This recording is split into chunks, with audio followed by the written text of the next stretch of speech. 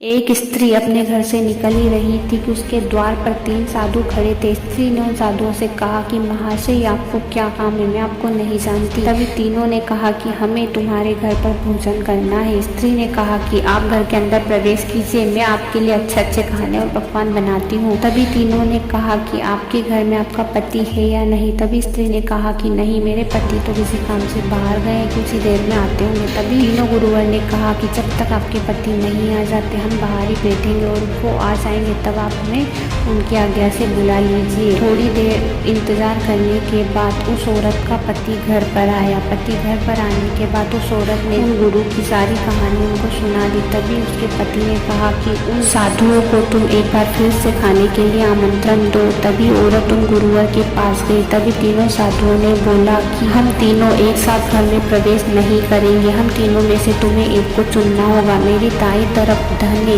और मेरी बाई तरफ सफलता है और मैं प्रेम। अब जाकर अपने पति से पूछो कि हम तीनों में से तुम घर में किसे सबसे पहले किसे खाना खिलाना चाहती हो। तभी वहाँ औरत अपने पति के पास गई, पति को सारी कहानी सुनाई। तब पति ने कहा कि हम धन को घर में बुला लेते हैं। औरत ने कहा कि हम सफलता को बुलाते हैं। पति ने कहा कि धन को बुलाएंगे तो हमारे पास पैसा होगा, हमारे पास कमी नहीं होगी, धन की बारिश होगी। तभी औरत ने कहा कि सफलता को बुलाएंगे तो हमें हर चीज में सफलता मिलेगी। दोनों ने कुछ देर तक बहस की और आखिर में यहाँ फैसला किया गया कि धन और सफलता दोनों गुरुवर से कहा जाएगा कि जो आना चाहता है वहाँ आ जाए। तभी उन्होंने साधु के पास जाकर बोला कि जो धन और सफलता दोनों में से सबसे पहले आना चाहता है वह हमारे घर में आ सकता है। तभी तीनों गुरुवर घर से दूर चले गए। औरत ने उनको रोका तो और पूछा कि आप हमारे घर से जा क्यों रहे हो। तभी उन्होंने कहा कि हम इसी तरह हर घर पर जाते हैं। जो लोग धन और सफलता के चक्कर में प्रेम को भूल जाते हैं, हम उन लोगों के घर पर नहीं जाते, क्योंकि जहाँ पर प्रेम नहीं होता वहाँ धन और सफलता नहीं होती और जहाँ पर प्रेम होता है वहाँ पर धन और सफलता